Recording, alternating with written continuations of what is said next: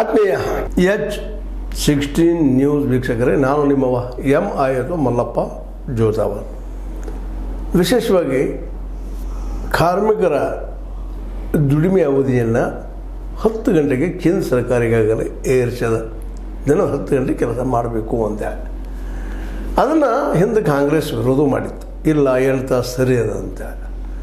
ಈಗ ರಾಜ್ಯ ಸರ್ಕಾರದ ಕಾರ್ಮಿಕ ಇಲಾಖೆ ಅಥವಾ ಸರ್ಕಾರ ಅದನ್ನು 8ರಿಂದ 10 ತಾಸು ಮಾಡಬೇಕಿಲ್ಲ ಕರ್ನಾಟಕದಲ್ಲಿ ಅಂತೇಳಿ ಕಾನೂನು ಮಾಡಲಿಕ್ಕೆ ಹೊರಟದ. ಆ ಮಸೂದೆ ಮನಸ್ಸಲಿಕ್ಕೆ ಹೊರಟದ. ಈಗ ತೀವ್ರವಾದಂಥ ವಿರೋಧ ಸಹಜದ ಕಾರ್ಮಿಕರಿಂದ ಬರ್ತಾಯಿದೆ.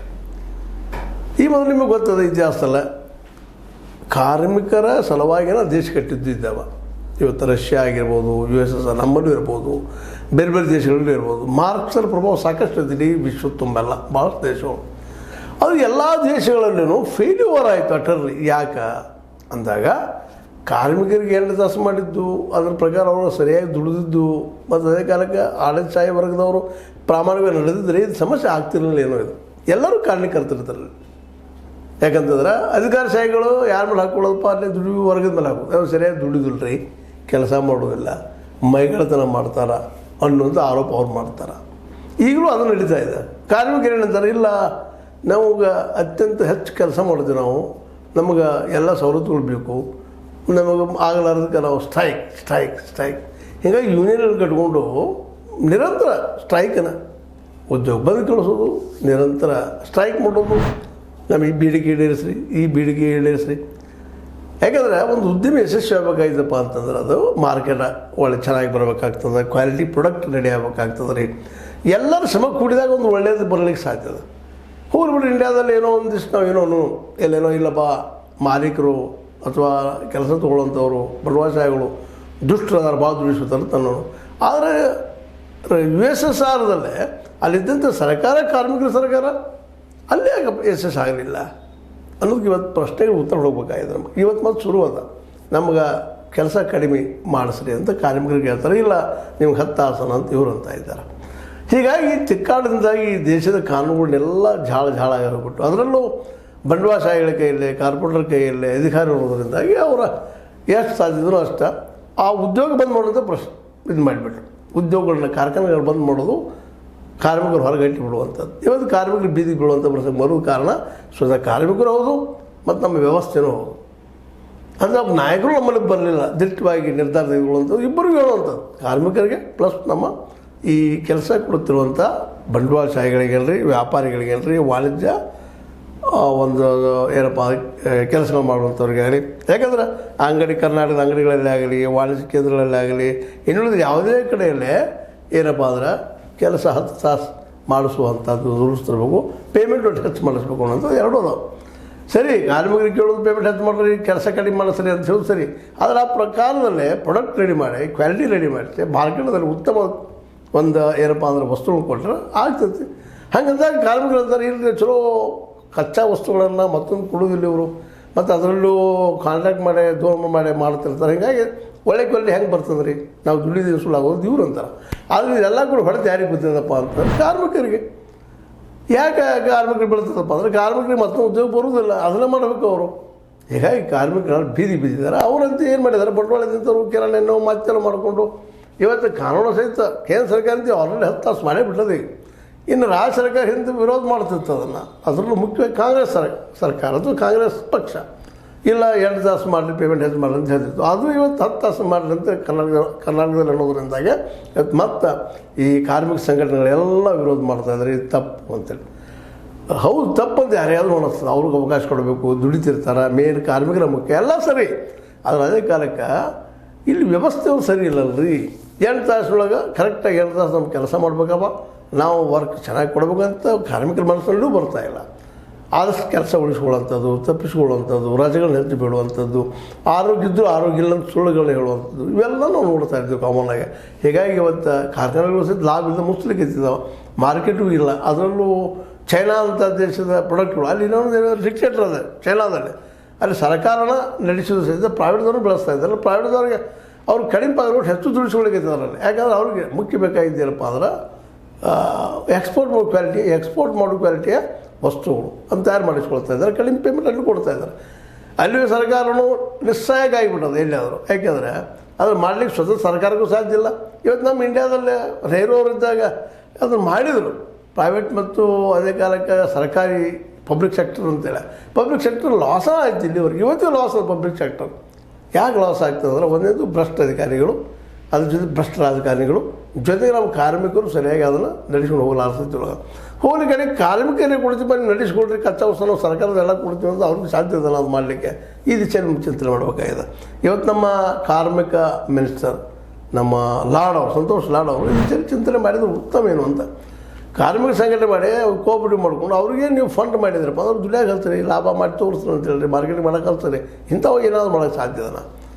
ಈಗಂತೂ ಪ್ರೈವೇಟ್ದವ್ರಂತೂ 10 ತಾಸು ದುಡ್ಲಾರ್ದ ಮತ್ತು ಪಗಾರ ಹೆಚ್ಚು ಮಾಡ್ತಾ ಇಲ್ಲ. ಯಾಕಂದ್ರೆ ಅವ್ರು ನಾವು ನಡೀಲಿಕ್ಕೆ ಸಾಧ್ಯ ಇಲ್ಲ. 20 ಮಂದಿ ಇದ್ದಲ್ಲಿ ನಾವು ಕಾನೂನು ಅಪ್ಲೈ ಆಗ್ತದೆ, ಕಾನೂನು ಅಪ್ಲೈ ಆಗ್ತದೆ. 20 ಮಂದಿ ಮಾಡೇ ಬಿಡೋದಿಲ್ಲ ಅವರು. 10, 12, 13 ಮಂದಿ ಮಾಡ್ತಾರೆ, ಅರ್ಥ ಕೆಲಸ ಹೋಗಿಬಿಡ್ತಾರೆ. ಆ ರೈತ ಆ ದುಡಿತಿರುವಂಥ ಕಾರ್ಮಿಕರಿಗೂ ಲಾಭ ಇಲ್ಲ. ಇದು ಈ ದಿಶೆಯಲ್ಲಿ ಒಂದು ದೊಡ್ಡ ಗೊಂದಲ ರೀ. ಇದು ಸಮಯ ಹೆಚ್ಚು ಮಾಡಿರಿ ಅಂತ ಇವ್ರು ಹೇಳಿದರೆ, ಯಾರು ನಮ್ಮ ವ್ಯಾಪಾರಸ್ಥರಾಗಿರ್ಬೋದು ಅಥವಾ ಮಾಲೀಕರಾಗಿರ್ಬೋದು, ಕಾರ್ಖಾನೆ ಮಾಲೀಕರಾಗಿರ್ಬೋದು, ಕೆಲಸ ಹೆಚ್ಚು ಮಾಡಿಸ್ರಿ, ಇವ್ರ ದುಡಿಮೆಯಿಂದ ನಮ್ಗೆ ಲಾಸ್ ಆಗ್ತದೆ ಅಂತ ಹೇಳಿದ್ರೆ, ಇವ್ರನ್ನ ಹೆಚ್ಚು ಮಾಡ್ತೀವಿ ರೀ, ನಮಗೆ ಅಷ್ಟು ಅವ್ರು ಹೇಳೋಷ್ಟು ಆಗುವುದಿಲ್ಲ ಅನ್ನೋಂಥದ್ದು ಅದು ತಕರಾರ ಮತ್ತು ಸ್ಟ್ರೈಕ್ ಗಿರೈಕ್ ಆಡೋದ್ರಿಂದ ಇವತ್ತು ಕಾನೂನು ಎಲ್ಲ ಏನು ತಿನ್ನೋದಕ್ಕೆ ಏನಿಲ್ಲ 10 ತಾಸು ದುಡಿಬೇಕಂತ ದುಡಿಬೇಕು, ಇಲ್ಲಾಂದ್ರೆ ಮನೆಗೆ ಹೋಗ್ಬೇಕು. ಇವತ್ತು ಯಾವ ಫಂಡ್ ಇಲ್ಲ, ಮೆಡಿಕಲ್ ಶೂಟ್ ಇಲ್ಲ, ಮತ್ತೊಂದಿಲ್ಲ, ಕಾಳಜಿ ಇಲ್ಲ.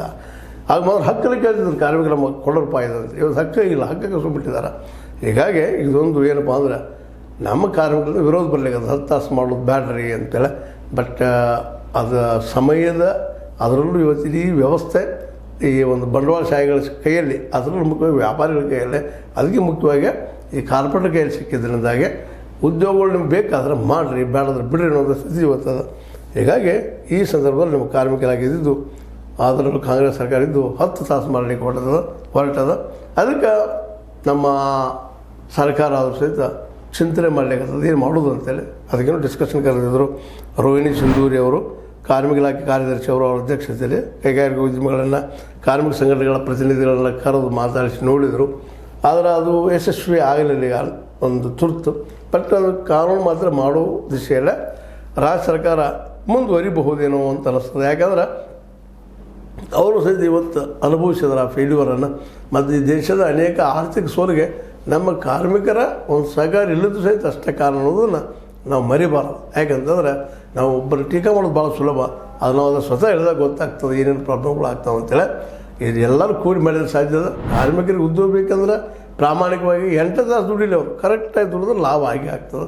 ಕರೆಕ್ಟಾಗಿ ಮನಸ್ಸು ಕೊಟ್ಟು ಪ್ರೀತಿಯಿಂದ ನಮ್ಮ ಉದ್ಯೋಗ ಮಾಡಿದ್ರೆ. ಅದೇ ಕಾಲಕ್ಕೆ ಈ ಕಾರ್ಖಾನೆ ಮಾಲೀಕರಾದರೂ ಸಹಿತ ಅವ್ರು ಮನುಷ್ಯರಪ್ಪ, ಅವರು ಏನಪ್ಪ ಅಂದ್ರೆ ಪ್ರಾಣಿಗಳಲ್ಲ ಅನ್ನೋ ತಿಳ್ಕೊಂಡು ಮಾನವೀಯವಾಗಿ ವರ್ತನೆ ಮಾಡಿ ಅವ್ರು ಬದುಕುವಷ್ಟಾದರೂ ಅವ್ರಿಗೆ ಪೇಮೆಂಟ್ ಮಾಡೋದು.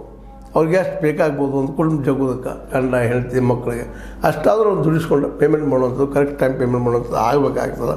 ಅದೆಲ್ಲ ಕೂಡಿ ಆದಾಗ ಸಾಧ್ಯದ. ಮತ್ತಿನ್ನು ಮರಳಿ ಮತ್ತು ಕಾನೂನುಗಳನ್ನ ಹಿಂದಿನಂಗೆ ಆಗಲಿ ಅಂದರೆ ಮೋಸ್ಟ್ ಪ್ರಾಬಬ್ಲಿ ಈಗಿನ ಪರಿಸ್ಥಿತಿ ನೋಡಿದರೆ ಆಗಲಿಕ್ಕಿಲ್ಲ. ಅದಕ್ಕೆ ಕಾರ್ಮಿಕರು ಮೊದಲು ತಾವು ಉಳಿದು ನೋಡ್ಬೇಕಾಗ್ಯದ. ತಾವು ಉಳಿದ್ರೆ ಮತ್ತೇನು ಮಾಡ್ಲಿಕ್ಕೆ ಬರ್ತದೆ ಮುಂದೆ, ಮತ್ತು ಲಾಭ ಆಗುವಂಗೆ ಮಾಡಿ ತೋರಿಸ್ಬೇಕಾಗ್ಯದ. ಜೊತೆಗೆ ಇವರು ಸಹಿತ ದುಡ್ಡು ಹಾಕಿದವರು ಸಹಿತ ಒಳ್ಳೆ ಮಾರ್ಕೆಟನ್ನು ಮಾಡ್ಕೊಂಡು ಲಾಭ ಮಾಡಿ ತೋರಿಸುವಂಥ ಕೆಲಸವನ್ನು ಹೇಗೆ ಅವ್ರ ಕೈಲಿ ಇರ್ತದೆ ಮಾರ್ಕೆಟಿಂಗ್ ಮಾಡೋದು. ಮಾಡಿದರೆ ಮೋಸ್ಟ್ಲಿ ಇದು ಯಶಸ್ವಿ ಆಗ್ಬೋದು, ಅವ್ರಿಗೆ ಪೇಮೆಂಟ್ಸ್ಗಳು ಸಿಗ್ಬೋದೇನೋ. ಯಾಕಂದರೆ ಜಪಾನ್ ದೇಶ ನೋಡಿದಾಗ ಇವತ್ತು ಅಲ್ಲಿ ದುಡಿಯುವಂಥ ಒಂದು ಮನೋವೃತ್ತಿ, ಮತ್ತೇನೋ ಸ್ಟ್ರೈಕ್ ಮಾಡೋದಿದ್ರು ಸಹಿತ ಒಂದು ಕಪ್ ಪಟ್ಟಿ ಕಟ್ಕೊಂಡು ನಮ್ಮ ಡಿಮಾಂಡ್ ಇಡುವಂಥದ್ದು ಇವೆಲ್ಲ ಆದರ್ಶನೀಯ ಅದಾವ. ಹಂಗಂತೇಳಿ ಹಂಗೆ ಆಗ್ಬೇಕು ನಮ್ಮಂತಲ್ಲ, ಆ ದಿವಸ ಪ್ರಯತ್ನ ಮಾಡಬಾರ್ದು. ಇವರು ಪೇಮೆಂಟ್ ಹೆಚ್ಚು ಮಾಡುವಂಥ ಮನಸ್ಥಿತಿಯಲ್ಲಿ, ಜೊತೆಗೆ 8 ತಾಸು ಪ್ರಾಮಾಣಿಕವಾಗಿ ದುಡಿಯುವಂಥ ಮನಸ್ಥಿತಿ ಈ ಕಾರ್ಮಿಕರದ್ದು ಇತ್ತಪ್ಪ ಅಂತಂದ್ರೆ ಮೋಸ್ಟ್ಲಿ ಇದು ಸಾಲ್ವ್ ಆಗ್ಬೋದು. ಮತ್ತು ಏನೋ ಒಂದಿಷ್ಟು ಹೆಚ್ಚುಗಳು ವ್ಯವಸ್ಥೆ 6 ತಾಸು ಹೆಚ್ಚು ಕೆಲಸ ಮಾಡಿದ್ರು ಸಹಿತ ಇದು ಇನ್ನಷ್ಟು ಲಾಭದ ಉದ್ಯೋಗ ಆಯ್ತಪ್ಪ ಅಂದ್ರೆ ಕೊಡೋಂಗೂ ಸಹಿತ ಮಾಲೀಕರಿಗೂ ಅದು ಸಹಜ ಇನ್ಕಮ್ ಬರೋಕೈತೆ, ಅವ್ರಿಗೆ ಕೊಡಬೇಕಾದ್ರೆ ನಿಶ್ಚಿತವಾಗಿಯೂ ಬರ್ತದೆ. ಎಲ್ಲ ಮಾಲೀಕರು ಕೆಟ್ಟಲ್ಲ. ಹಂಗೆ ಅದೇ ಕಾಲಕ್ಕೆ ಎಲ್ಲ ಕಾರ್ಮಿಕರು ದುಡಿಯೋದು ಆಲಸಿಗಳಲ್ಲ, ದುಡಿಯೋರಿದ್ದಾರೆ, ಮಾಡೋರಿದ್ದಾರೆ. ಅದು ನೋಡ್ಕೊಂಡು ನಾವು ವ್ಯವಸ್ಥೆ ಮಾಡ್ಕೋಬೇಕು. ಯಾವಾಗ ಆಗ್ತದೆ ಗೊತ್ತಿಲ್ಲ. ಸುಮ್ಮನೆ ಬಂತು ನೋಡಿದ್ವಿ, ನಿಮ್ಮ ಮುಂದೆ ಚರ್ಚೆ ಮಾಡಿದ್ವಿ. ನಿಮಗೇನು ಅನ್ನಿಸ್ತದ? ಕಾರ್ಮಿಕರ ತಪ್ಪೋ ಅಥವಾ ದುಡ್ಡು ಹಾಕಿ ದುಡಿಸ್ಕೊಳ್ಳೋ ಮಾಲೀಕರದೋ ಅಥವಾ ಕಾರ್ಪೊರೇಟ್ ತಪ್ಪೋ? ಯಾರು ತಪ್ಪದ? ನಮ್ಮ ಇಂಡಸ್ಟ್ರಿಗಳು ದಿವಾಳಿ ಹೇಳೋದಕ್ಕೆ ಇವತ್ತು ನಾವು ಮ್ಯಾನುಫ್ಯಾಕ್ಚರಿಂಗ್ ಫೀಲ್ಡ್ದೊಳಗೆ ಸಂಪೂರ್ಣವಾಗಿ ಸೋತಿದ್ದೀವಿ. ಚೈನಾದ ಮುಂದಂತೆ ನತಮಸ್ತಕ ಆಗಿದ್ದೀವಿ. ಅಲ್ಲಿ ವಸ್ತು ತಂದಿಲ್ಲ ನಾವು. ಮಾರ್ತಾ ಇದ್ವಿ, ಅದನ್ನು ತೊಳ್ತಾ ಇದ್ವಿ. ಮ್ಯಾನುಫ್ಯಾಕ್ಚರಿಂಗ್ ಸೆಕ್ಟರ್ ಫೇಲ್ಯೂರ್ ಆಗ್ಯದ. ಚೈನಾ ಮೊದಲು ಜಗದಲ್ಲಿ ಗೆದ್ದ, ವರ್ಷಕ್ಕೆ $1 ಟ್ರಿಲಿಯನ್ ಲಾಭ ಮಾಡಿ ತೋರಿಸ್ತದೆ. ನಮಗೆ ಅದು ಕಲಿಸಲು ಸಾಧ್ಯ ಇಲ್ಲ ಏನೋ ಅನ್ನಿಸ್ತದೆ. ಏನೋ ಇರಲಿ, ಇದು ಇವತ್ತಿನ ಕಾರ್ಮಿಕರ ಮತ್ತು ಈ ಮಾಲೀಕರ ಮಧ್ಯದ ತಿಕ್ಕಾಟ. ಹೆಚ್ಚು ಸಂಬಳ ಕೊಡ್ರಿ, ಕಡಿಮೆ ದುಡಿಸುವ್ರಿ ಅಂತ ಕಾರ್ಮಿಕರು ಹೇಳಿದ್ರೆ, ಅದೇ ಕಾಲಕ್ಕೆ ಮಾಲೀಕರು ಇಲ್ಲ ಪಗಾರ ಕಡಿಮೆ ತೊಗೊಳ್ರಿ, ಹೆಚ್ಚು ದುಡ್ರಿ 10 ತಾಸು ಅಂತ ಹೇಳ್ತಾ ಇದ್ದಾರೆ. ಇವ್ರ ಮಧ್ಯದಲ್ಲಿ ತಿಕ್ಕಾಟ ಹೇಳೋದು ನಿಮಗೇನು ಅನ್ನಿಸ್ತದೆ? ಯಾಕಂತಂದ್ರೆ ಈ ತಿಕ್ಕಾಟ ಮುಗಿಬೇಕು ಮತ್ತು ನಮ್ಮ ಡೆವಲಪ್ಮೆಂಟ್ ಆಗಬೇಕು, ಮ್ಯಾನುಫ್ಯಾಕ್ಚರಿಂಗ್ ಸೆಕ್ಟರ್ ಬಲಿಷ್ಠ ಆಗಬೇಕು. ಇದು ನಿಮ್ಮ ಸಲಹೆ ಸೂಚನೆ ಕೊಡ್ತಾ ಇರ್ರಿ, ಮಾತಾಡ್ತಾ ಇರ್ರಿ. ನಾವು ಅದು ಸರ್ಕಾರಕ್ಕೆ ತಿಳಿಸುವಂಥ ಕೆಲಸ ಮಾಡ್ತಾ ಇರ್ತೀವಿ ಅಂತ ಹೇಳ್ತಾ ಲೈಕ್ ಮಾಡಿ, ಶೇರ್ ಮಾಡಿ, ಕಾಮೆಂಟ್ ಮಾಡಿ, ಜೊತೆ ಸಬ್ಸ್ಕ್ರೈಬ್ ನಿಲ್ಲಿಸ್ಲಿಕ್ಕೆ ಹೋಗ್ಬೇಡ್ರಿ. H60 ನ್ಯೂಸ್ ಅರ್ಥಾತ್ ಸೀತಾರಾಮ ಸತ್ಯದ ಕೈಗಳಲ್ಲಿ ವಂದನೆಗಳು.